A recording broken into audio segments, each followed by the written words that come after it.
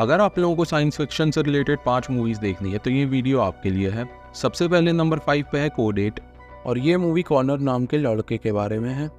जो एक ऐसी दुनिया में रहता है जहाँ पे 4% लोगों के पास सुपर पावर्स हैं और इस दुनिया में गवर्नमेंट इन सुपर ह्यूमंस को रेगुलेट करती है और गार्जियंस नाम के रोबोट्स की हेल्प से सुपर ह्यूमंस को मारती है। और मूवी की शुरुआत कॉनर के अपनी माँ के इलाज के लिए काम ढूंढने से होती है,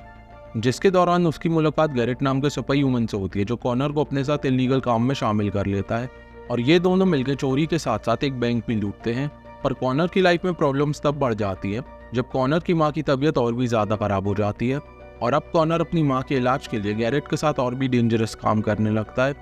अब आगे की मूवी कॉनर के अपनी माँ को बचाने और इस काम के लिए पैसे जोड़ने के बारे में है। इस मूवी के मेन कैरेक्टर रॉबी एमिल हैं जो कॉनर रीड का रोल प्ले कर रहे हैं।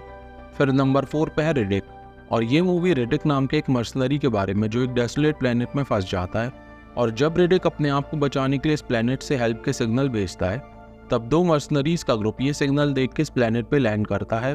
और इन दोनों ग्रुप्स के रिडिक को लेके अलग अलग इंटेंशंस होते हैं। और जब रिडिक को ये पता चलता है कि ये मर्सनरीज उसे मारने आए हैं तब वो अपनी जैकल की हेल्प से इन मर्सनरीज को एक एक करके मारना चालू कर देता है और इन लोगों को अपनी शिप को छोड़ने के लिए बोलता है। मगर ये मर्सनरीज रिडिक को अकेला समझकर उसे मारने के लिए और भी कॉम्प्लिकेटेड प्लान्स बनाने लगते हैं और जब ये सब हो रहा होता है तब इस प्लेनेट के क्रीचर्स इन मर्सनरीज के हाइड आउट पर अटैक कर देते हैं और रिडिक अपनी जान बचाने के लिए इन लोगों के साथ मिलकर इन क्रीचर्स से लड़ता है। अब आगे की मूवी रिडिक और इन मर्सनरीज से सर्वाइवल के बारे में है जिसके दौरान हमें बहुत सारे एक्शन सीन्स भी देखने को मिलते हैं। नंबर 3 पे है द एडम प्रोजेक्ट और ये मूवी एडम रीड नाम के फाइटर पायलट के बारे में जो 2050 से अपनी वाइफ को बचाने के लिए 2018 में आने की कोशिश करता है। पर एडम की शिप खराब हो जाती है और वो गलती से 2022 में पहुंच जाता है जहां पे वो 12 साल के एडम से मिलता है और अपनी शिप ठीक होने तक छोटे एडम के साथ टाइम स्पेंड करता है। पर मूवी में ट्विस्ट तब आता है जब एडम को मारने फ्यूचर से कुछ लोग आ जाते हैं और एडम अपने आप को बचाने के लिए इन लोगों से लड़ता है।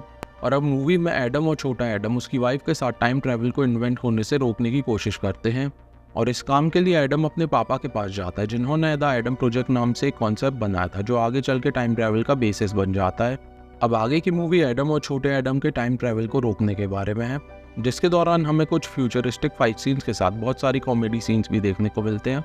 इस मूवी के मेन कैरेक्टर रायन रेनॉल्ड्स हैं जो एडम रीड का रोल प्ले कर रहे हैं। अब नंबर 2 पे है पैसेंजर्स और ये मूवी एवलन नाम के एक शिप के बारे में जो 120 साल के लिए अर्थ से एक दूसरे प्लेनेट के लिए ट्रैवल कर रही होती है और इस शिप में लगभग 6000 लोग होते हैं जो हाइबरनेशन स्लीप में ट्रैवल कर रहे होते हैं और सब कुछ ठीक चल रहा होता है। पर एक दिन शिप का एक हाइबरनेशन पॉड समय से पहले ही खुल जाता है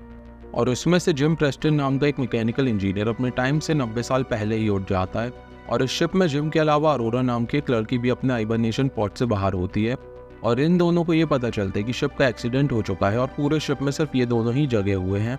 और ये जानने के बाद इन दोनों की लाइफ कुछ टाइम के लिए रुक सी जाती है। पर उसके बाद जब ये दोनों आपस में प्यार करने लगते हैं तब अचानक से इस शिप का एक्सीडेंट हो जाता है। अब आगे की मूवी जिम और अरोरा के शिप को ठीक करके वापस हाइबरनेशन पॉड में जाने के बारे में। अब फाइनली नंबर 1 पे है स्टार ट्रेक और ये मूवी जेम्स कक नाम के आदमी के बारे में है जिसे क्रिस्टोफर पाइक उसके फादर के सेक्रीफाइस के बारे में बताता है और जेम्स को स्टारफ्लीट में एनलिस्ट करने के लिए सजेस्ट करता है और अपनी स्टारफ्लीट की ट्रेनिंग के दौरान जेम्स बहुत सारी वियर्ड सिचुएशंस में फंस जाता है